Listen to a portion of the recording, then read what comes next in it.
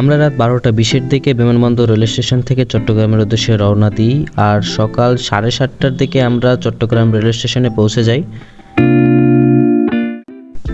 আর এবারই আমি প্রথমবারের মতো চট্টগ্রামের মাটিতে পা দিলাম। দেখা যাক চট্টগ্রামে আমার এক্সপিরিয়েন্স কেমন হয়।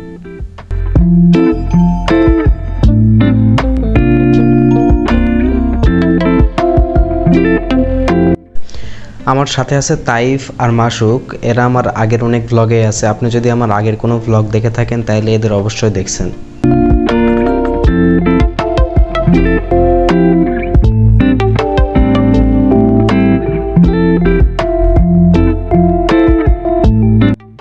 স্টেশনের বাইরে অনেক গাছপালা থাকায় স্টেশনটা দেখতে অনেক সুন্দর লাগতেছিল। আর এখন আমরা যাব হোটেল খুঁজতে, কারণ আগে থেকে আমরা হোটেল বুকিং করে রাখি নাই।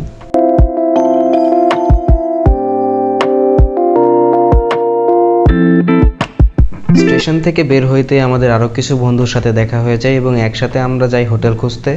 এবং বেশিক্ষণ লাগে নাই হোটেল খুঁজতে। হোটেলে আমরা ব্যাগ রেখেই খাইতে বের হই, কারণ আমাদের অনেক ক্ষুধা লাগছিল।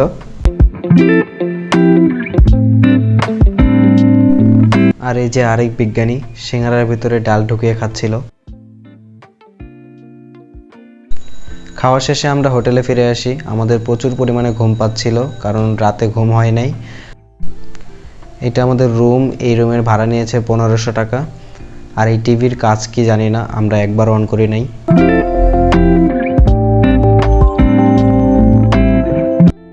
ঘুম থেকে উঠেই দুপুরে খাওয়ার জন্য বের হই। আর খাওয়া দাওয়া শেষে আমাদের প্ল্যান হচ্ছে পতেঙ্গা সি বিচে যাব, যার জন্য একটা সিএনজি নিয়েছিলাম, যার ভাড়া নিয়েছিল 300 টাকা।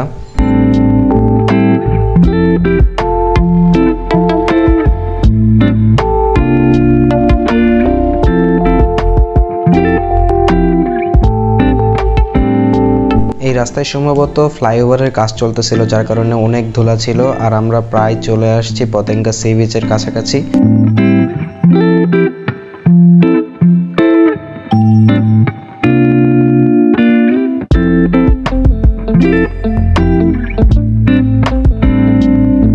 আমি এবারই প্রথম সমুদ্র সরাসরি দেখতেছিলাম, যার কারণে অনেক এক্সাইটেড ছিলাম আর খুবই ভালো লাগতেছিল সমুদ্রের কাছাকাছি গিয়ে।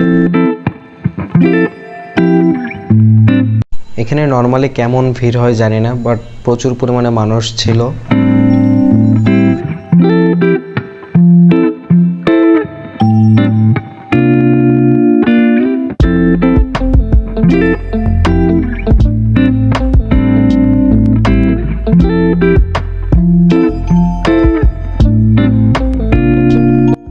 সমুদ্রে আসলাম আর পা না ভেজালে কি হয়, তো সবাই খালি পায়ে জুতা হাতে নিয়ে ঘুরতেছিলাম।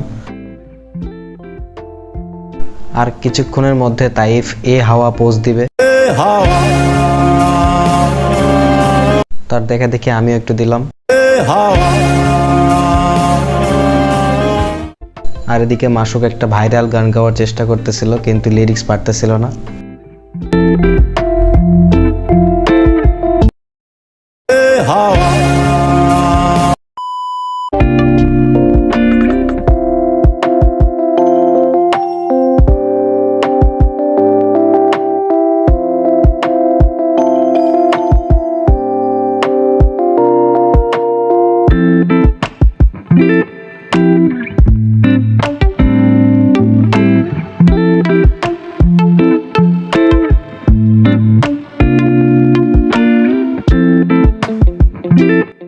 আমরা সন্ধ্যা পর্যন্ত পতেঙ্গাতে ছিলাম। তারপর আমরা সিএনজি নিয়ে আবার হোটেলে ফেরত যাই।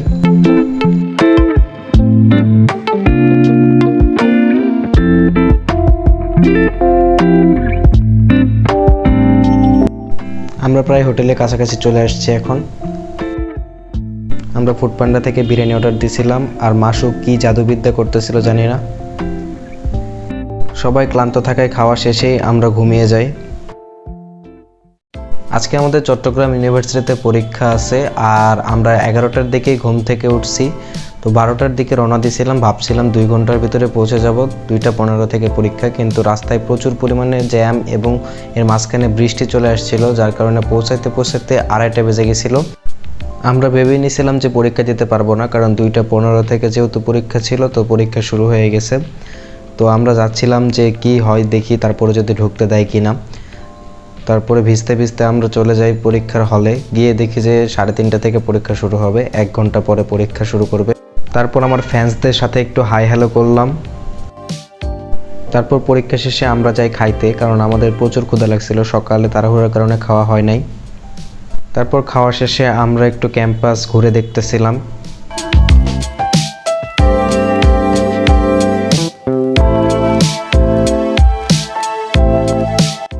বৃষ্টি হওয়ার পরে সূর্য যখন উঠছিল, তখন সূর্যের আলোটা অনেক লাল হয়ে গেছিল, যার কারণে চারদিকে দেখতে অনেক সুন্দর লাগতেছিল।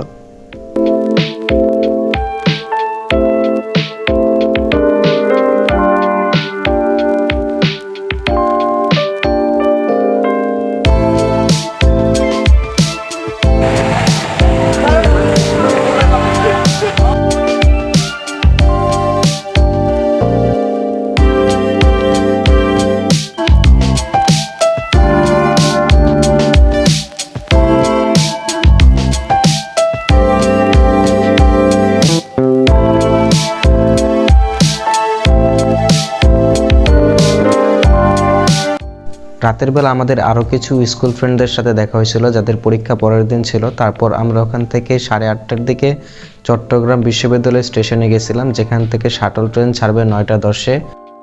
এত পরিমাণে ভিড় ছিল যে যেভাবে পারতেছিল ঢুকতেছিল। আমি জীবনে প্রথমবারের মতো জানালা দিয়ে ট্রেনে ঢুকছিলাম।